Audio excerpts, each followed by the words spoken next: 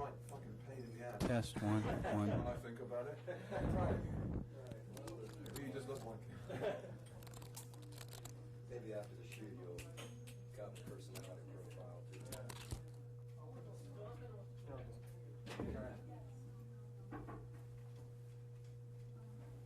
So there's Pete Farndon, Mark Chambers, Chrissy, and Jimmy Scott. Jimmy Scott.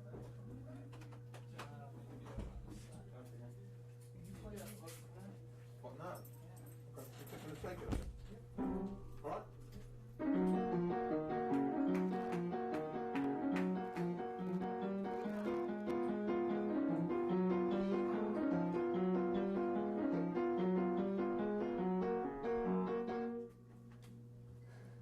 That's it?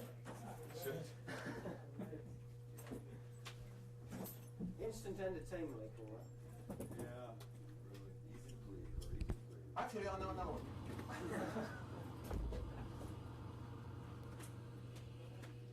for the flip side. This is nice. Jeez. Ask him to repeat everything, every single sentence. I had to ask him to keep repeating it because I couldn't understand what he was saying. I mean, not one word. Yeah, it's not English. It's very. Ended up, he said, "Why, you know, you got a really strange accent, and even though you wear an earring, you're all right." Do you know any Ted Nugent songs? I don't think he'd even know the Ted Nugent, actually. He was fucking, you know, way out there somewhere. Good God.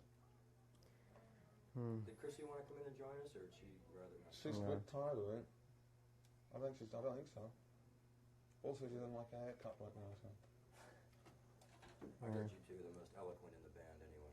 Oh. So we've been talking again. God, do we want? We're going, right? No, the only reason we're the ones who do interviews is because we're the only ones with our own teeth. Ooh. The real pearl. So tell us about Fort Pierce. That was the kickoff for this. Is your second trip to the States? Third. Third. Yeah, it was a bit sort of. It was a bit like a rehearsal, really. It was an opening sort of gig, quiet sort of thing, to warm up, like a warm-up date. We played 700 people in like a 5,000 capacity place. I don't think anybody down there had heard of us. Which, you know, I mean, that's fair enough. But, you know, the promoter could have told us. What usually needs to be worked out on the kickoff date of a tour? Is it just getting yourselves accustomed? First of all, making sure all the equipment's working, you know, because it's been flown over and all that business. So you remember the other members of the band. You know, it's 9 months since we did any gigs, man. 9 months. The last tour we did, besides just a couple of gigs in England just before we came over here, it's 9 months since we did a proper tour, which was over here. We finished in October. We did August, September, October over here. We've been in the studio non-stop. No gigs. So, I mean, like, I'm looking at the guitar and thinking, oh, yeah, I remember this. How much do you do the Pretenders rehearse when you're not in the studio or on the road? Well, this is the start of a world tour, and we had, like, 3 days in a little studio and 3 days, so, like, 6 days of a few hours at a time. Not For enough. a world tour, you know, we finished in March in New Zealand, and that was the rehearsal for the world tour, 6 days. No, I like it rough, you know. I mean, you know, I'm sick of seeing bands that, you know, like, so polished. It's almost like going to see, you know, I tell you, it's not going to be long before you see some bands coming up with a conductor with a stick. Yeah. You know, okay, everybody knows their parts. You know, it's all polished, smooth. You know it's going to be right. You know the lights are going to go like this, the flash plots are going to go like that all at the right time.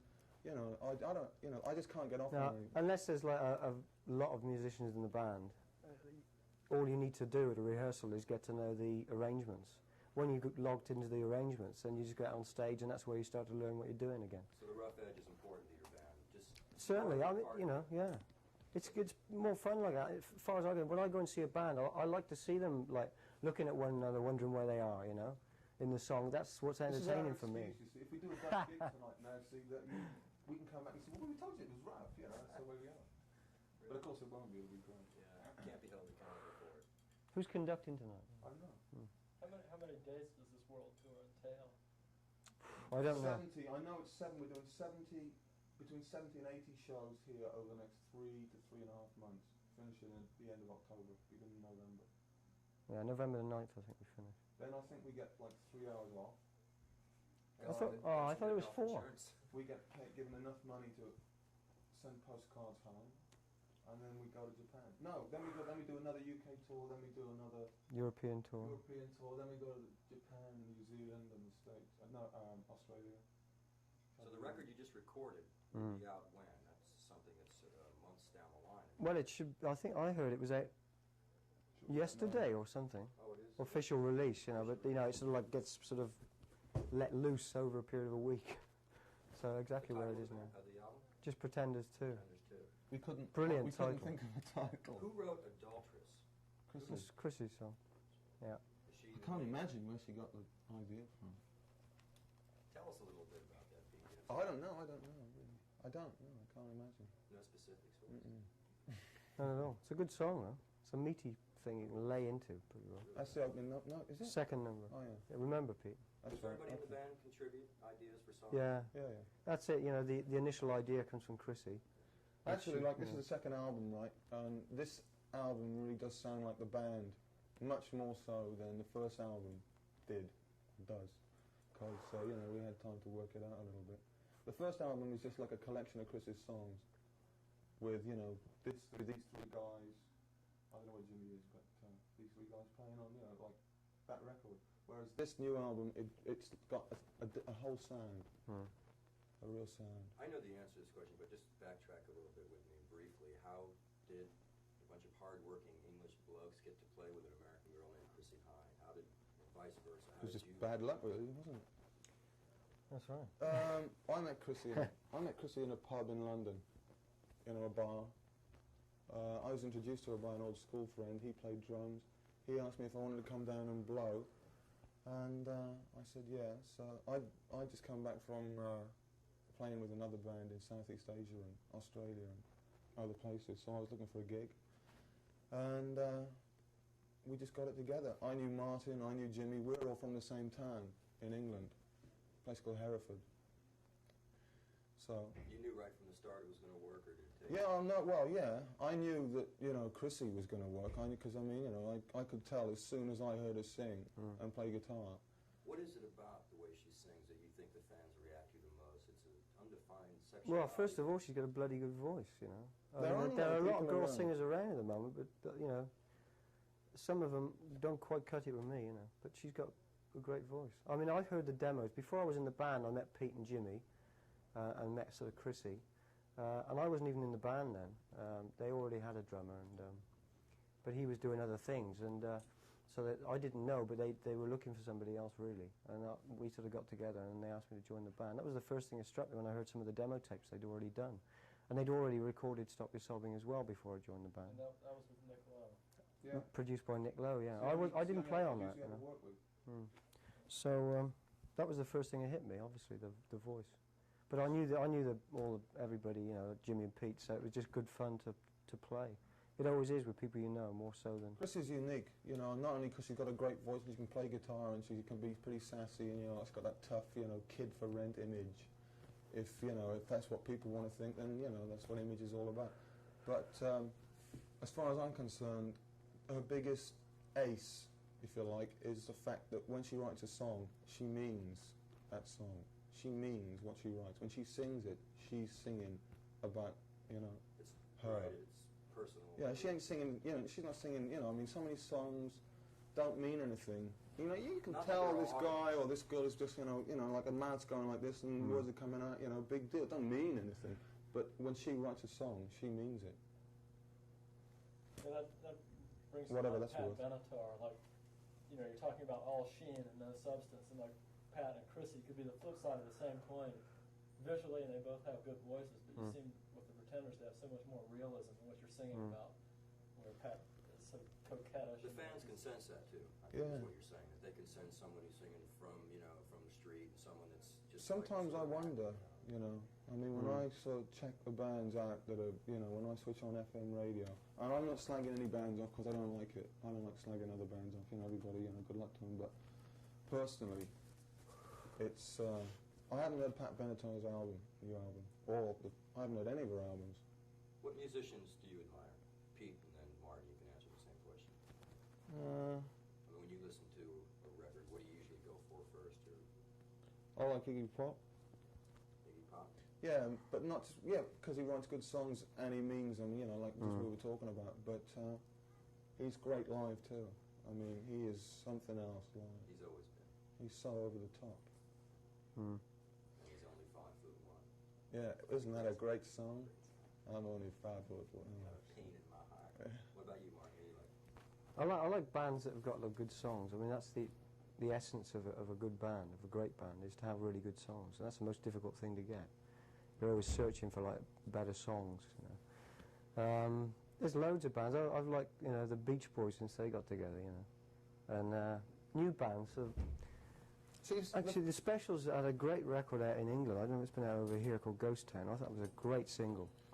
Very You know. reflective act of the Specials. Yeah. Do they do anything over here at all? Oh man, there's a million bands in England right now, like clawing away. The competition is incredible because there's just so many new bands, but they can't. I mean, to break over here, you know, it's. I mean, just as an indication, you mentioned the Specials. I was almost fired on. I had a radio job for playing the Specials, okay, because it just doesn't fit into what American radio thinks. Yeah, I can imagine. Yeah. It's a hybrid of so many forms of music and so well executed, but they just are not playing that at this time. Right. So there's so many things I wanted to. I want to ask about. Get that sprinkler going. Yeah, Is it? Good point. let's hope it's just smoke, but we can certainly afford to move it. Is that, I don't know how they Yeah, it's from heat. operate. It is from heat. They're Yeah. heat operated, aren't they? That would be And those 1,000-watt lights are hot as hell. That's what I thought. I mean, honestly, We're talking away, all of a sudden everything starts going mad. That would be good Very video. interesting. Yeah, y'all did some live footage. First of all, did you shoot it on film or video? You know, video. it was video. Yeah, what was that? Where? Well, Which- they said you have something that's been done. Dave was telling us that there's something. Oh, yeah, we That's yeah. talking about stuff at the Hammersmith Palais last year. Yeah. Yeah, that was aired on British TV once. I don't know if that. No, that was film. It was film. Yeah, I think It was the BBC. And they're still shooting all film.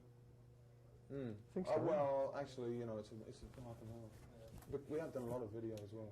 I mean, like everybody's doing video. That's something else I don't like that's going on right now.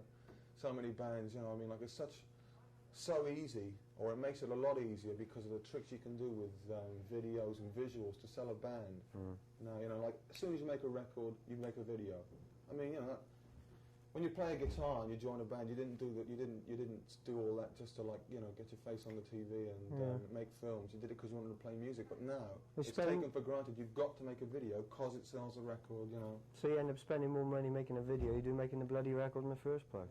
Yeah. Which is a bit ass You backwards, think the really. video that you've done has worked? Like I've seen a couple of Pretenders videos that Yeah. don't hit me at all the way No. the album does. Well, it's just it's the sort of way that you've got to have a balance. You've got to do a video, But Well, it's probably because we don't give a monkey's fuck up. Sorry, we don't care about videos enough. I mean, if we did, we'd probably make good videos. I think the ones we've done are okay.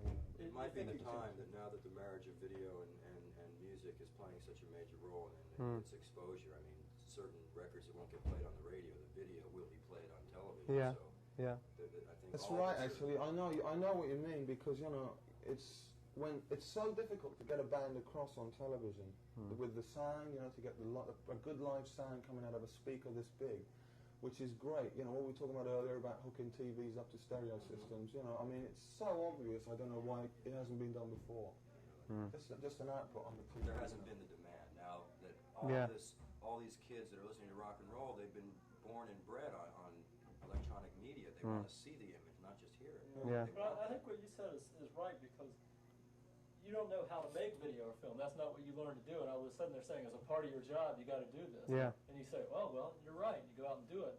And maybe that's not the right thing. Well, it could be good if you got a good director. There again, a good director, somebody you trust, then it could work. But I mean, like, what do I know about video? I mean, I can think of bands with film school background, maybe XTC or Yeah. Devo, where they know the medium as well. They're the ones who should do it. But I'm wondering. Well, they worked with Chuck Statler, didn't they? Yeah, Devo. exactly.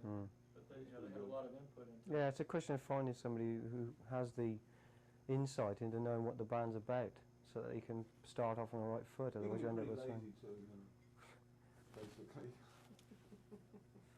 Yeah. Okay, let's wrap this up. I wanted you to say something to South Florida from Martin and Pete. Okay, I'd just like to thank all the mosquitoes in South Florida that are giving me hell over the last 3 days. Thank you. Yeah, I skied for the first, water skied for the first time down here, you know. Gave me an enema, actually. But that was pretty good, so. I'll be back. Very good. Have a good tour. Thanks. Okay. We're going to go and eat now, so.